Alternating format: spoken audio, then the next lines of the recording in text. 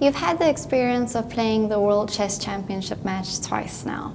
How has that experience influenced your candidates tournament?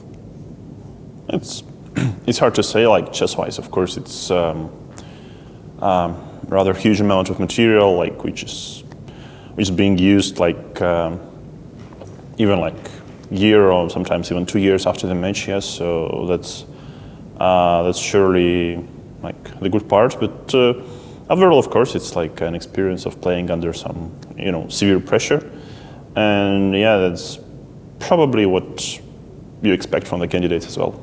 Do you think it gives you like an edge at all?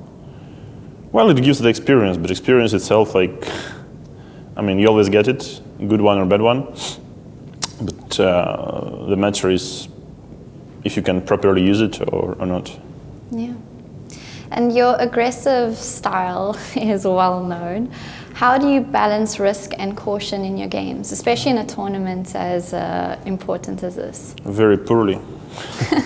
Well, first of all, I'm not so sure that my style is so aggressive as some would think or some would state, but yeah, thank you I'll take this as a compliment. But yeah, I just try to play chess generally, and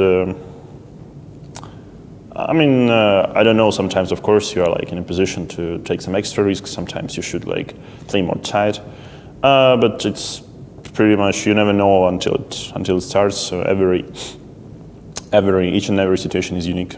Yeah. And you've shown remarkable resilience in coming back from setbacks. Can you share a bit about your mental preparation and how you deal with the pressure? Once again, poorly.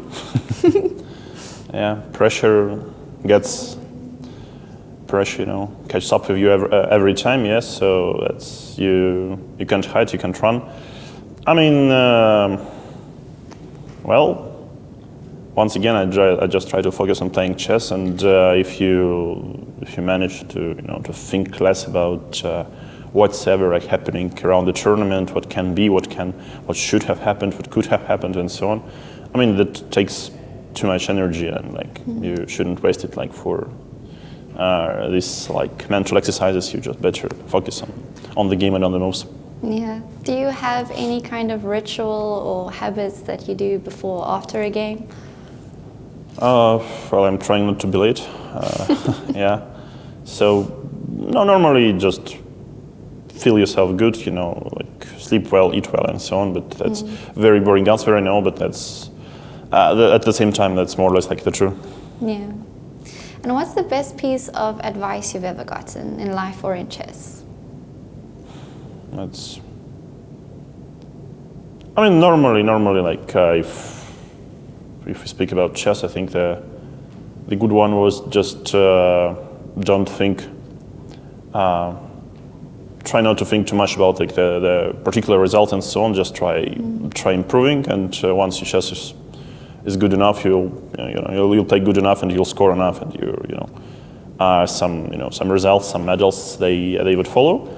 But that's I wouldn't say it's only half of the truth, but it's not the whole concept, of course. If you take chess as sports, then you should also be like motivated to deliver instead of like playing well or playing beautifully. So yeah, that's even this is like double-edged, but I think it was quite good for my overall improvement. Back then I was like 12 years old or something.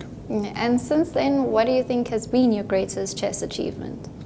I always try to answer it. I still hope it lies ahead. Yeah. And what do you think, or for you, what is the biggest difference between a tournament like the Candidates and a regular tournament?